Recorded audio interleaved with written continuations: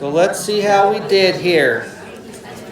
So when we're calculating and trying to figure out hybridization states, what we need to know how many electron groups are present.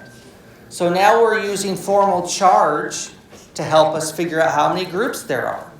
Everything is integrated and interconnected. You cannot separate formal charge and hybridization state. They work hand in hand. So if we start with A, which is a little bit easier, how many electron groups are around this carbon? There's 1, 2. So shouldn't it be sp? What am I missing? Yeah, because I know there's a hydrogen coming off of here. So there's the third group. So that is in fact sp2 hybridized.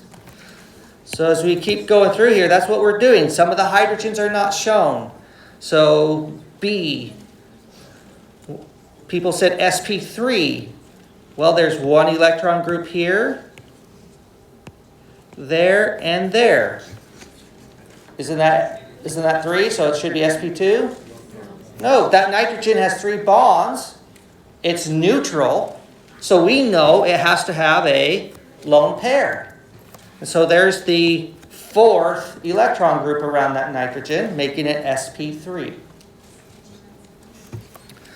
C, that would be an oxygen atom with 2 bonds. That's neutral, so that means it has 2 lone pairs.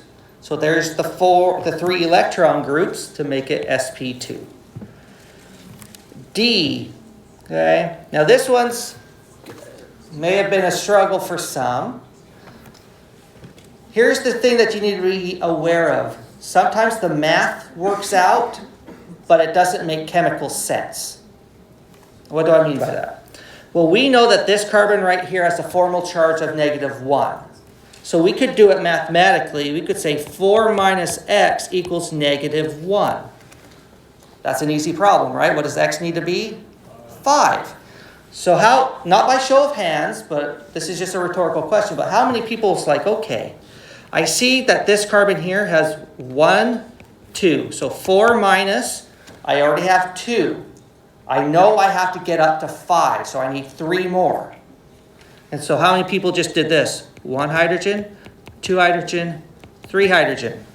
Now when you draw that, the math works. Because when we count the groups, we have 1, 2, 3, 4, 5. Does 4 minus 5 equal -1? Yes, it does. So the math works. But why is that 100% wrong? What did I do just like cringeworthy here? It has 5 bonds. I formed a Texas carbon. So the math worked out, but chemically it's like, no, that can't happen. So we had to go back to the drawing board. Well, what else could we possibly do? Well, what if we had 1 hydrogen and a lone pair? Okay, now do the math. We have 1, 2, 3, 4, 5. 4 minus 5 equals -1. So what we have here is that carbanion has a hydrogen on there and a lone pair. So when we count the electron groups, what do we have? We have a lone pair, a bond, and a bond. We have 4 groups around that carbon. So that would make that dsp3. Right? Do you see in that particular problem how the formal charge is going to tell you how many hydrogens there are or how many lone pairs there are? Okay, E, that is a carbon there, and it has an electron group there and there. So that should be sp2. Check. What about F there? It has a plus charge. So 4 minus 3, or 4 minus x, right? X equals +1. We see that x has to be equal 3. And when we have a carbocation right there, we have 1 hydrogen hanging off of that particular one.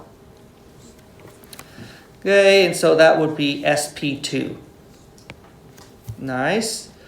G, that carbon right there, triple bond, so that's sp. And H,